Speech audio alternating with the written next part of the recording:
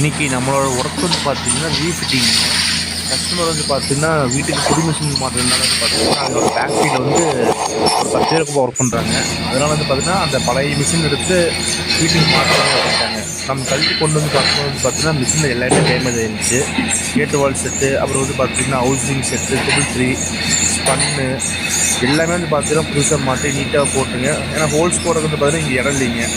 அதனால் வந்து பார்த்திங்கன்னா ஏன்னா ஆலம்புல கல்லுங்கிறத வந்து பார்த்திங்கன்னா நம்ம பெருசாக பண்ண முடியாது.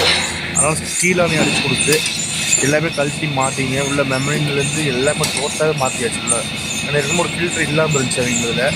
அந்த ஃபில்ட்ரையும் போட்டு மெமரினும் போட்டு அது வந்து பார்த்திங்கன்னா அது எப்படின்னா உங்களுக்கு தண்ணி வந்து சமைக்கிறதுக்கும் சேர்த்து எடுக்கிறாங்க. இப்போ 10 பேருக்கு ஒர்க் பண்ணுறாங்க. அதில் வந்து சமைக்கிறதுக்கு எடுக்கும்போது வந்து பார்த்திங்கன்னா அதிகமாக யூஸ் ஆகும். அதனால் மெமரினையும் நாங்கள் வந்து ஃபுல்லாகவே மாற்றி கொடுத்தோம். ஏன்னா இது வந்து போர் வாட்ரு. தண்ணியும் டிடிஸ் வந்து பார்த்திங்கன்னா ஒரு 2500 3000 இருக்குது. அதனால் வந்து மெமரின் எல்லாமே வந்து பம்பு மட்டும் பல செஞ்சு புதுசாக போட்டு நீட்டாக எல்லாமே பண்ணி கொடுத்தாச்சு. தண்ணியோட லெவல் வந்து நல்லா வருது. உங்களுக்கு காட்டுற போகும்போது பாருங்கள் நல்லா யூஸ்ஃபுல்லாக இருக்கும் உங்களுக்கு. யாராச்சும் தேவைப்பட்டாலும் இந்த நம்பருக்கு கால் பண்ணுங்கள்.